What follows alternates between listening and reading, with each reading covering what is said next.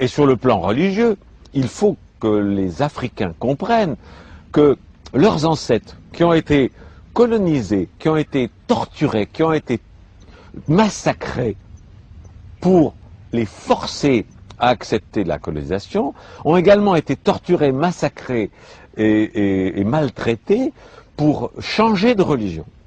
Les conversions au christianisme ont été faites par la force et par la violence. Alors, imaginez, et les ancêtres que vous avez, peuple africain, sont toujours vivants sur la planète des Elohim. Et ils vous regardent, et ils voient leurs descendants, vous, s'habiller comme leurs tortureurs. Ils voient leurs descendants aller dans les églises qui ont été mises en place par leurs tortureurs. Ils sont désespérés. Si vous voulez retrouver la vérité qui est le culte de vos ancêtres, débaptisez-vous, apostasiez de la religion des colonisateurs, jetez les vêtements des colonisateurs, retrouvez les vêtements africains, retrouvez la culture africaine, retrouvez les religions d'avant la colonisation.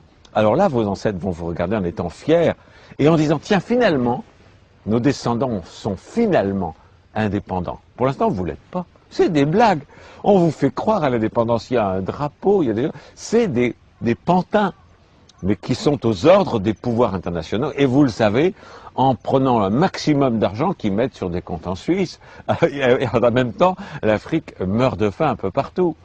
Le Vatican, s'il est tellement concerné par les pauvres et par la faim en Afrique et ailleurs, mais qui vendent le Vatican, et avec cet argent, il peut donner à manger à tout le monde. Parce que la religion chrétienne dont on vous vante les mérites et avec laquelle on vous a colonisé, a toujours dit la pauvreté c'est beau, n'avoir rien c'est beau. Ok, faites-le vous-même. Que le pape vende tout le Vatican, c'est une ville. Et avec l'argent, il y a de quoi nourrir tous les Africains pendant plus d'un siècle. Non, ils restent dans le luxe, mais dans les églises africaines, on continue de prêcher la pauvreté, l'humilité. Et c'est des blagues, c'est la suite de la colonisation.